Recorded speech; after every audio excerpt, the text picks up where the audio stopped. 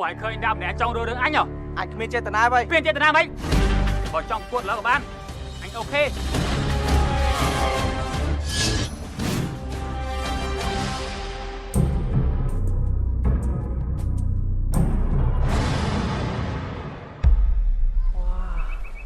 ពិតជាស្អាតអស់ស្ទះមែនស្អាតដូចម៉ែអញកាន់នៅកំមុំចឹងស្អីអាពួកឯងឃើញពួកអញជាជនចំណូលថ្មីមែនទេបានគិតថាពួកអញមនុស្សម្រៀលហើយមកនេះមកចង់ញ៉ៃប្អូនស្រីអញមែនអត់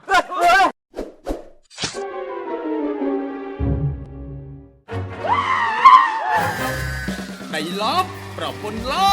ប់យកញោមស្ដាប់នេះចេញពីមុខបងភ្លាមជាបន្ទាត់ប្រយ័ត្នយំឲ្យថាបងនឹងមិនបានប្រាប់បងរាប់ពី1ដល់3 1 2 3គេប្រាប់ឲ្យប្រាប់ទៀតថាញោមស្ដាប់គេអត់ចេះចាំទេដល់មកខំឲ្យគេញ៉ាំទៀតណាអីផ្លែកតែពួកម៉ាក់នេះពួកឯងនេះបកកែទៅកន្លែងណាលេងដៅហើយស្អុយអាចទៀតកែស្នេហ៍ឡប់ឡប់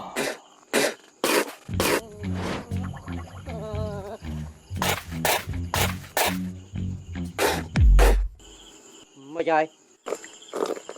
ស្អុយមាត់ណាគ្រូអូមហាស្នេហ៍អូមហាស្និទ្ធស្នេហ៍អត់បានលិតស្នេហ៍ត្រូវទីវ័យ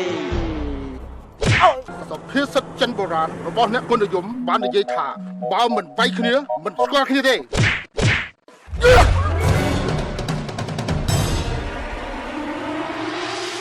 ខ្ញុំចង់ឲ្យគាត់ស្គាល់ខ្ញុំ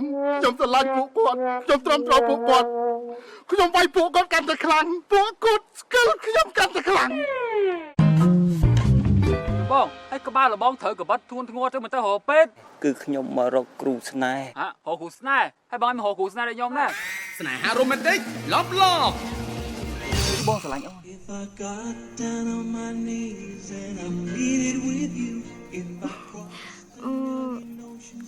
ខ្ញុំក៏ស្រឡាញ់បងដែរមិនមែនទេយីខ្ញុំថាមួយបាទ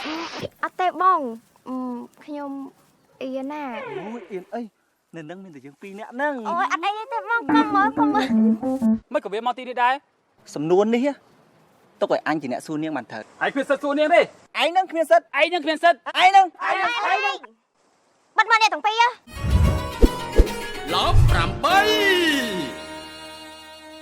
ហើយឯងមានកម្រងកាយគេនោះថ្ងៃស្អែកឯងនឹងបានដឹងហើយគ្នានឹងបង្វក់ធ្វើឲ្យពួកគេដឹងពីស្នាដៃគ្នាម្ដង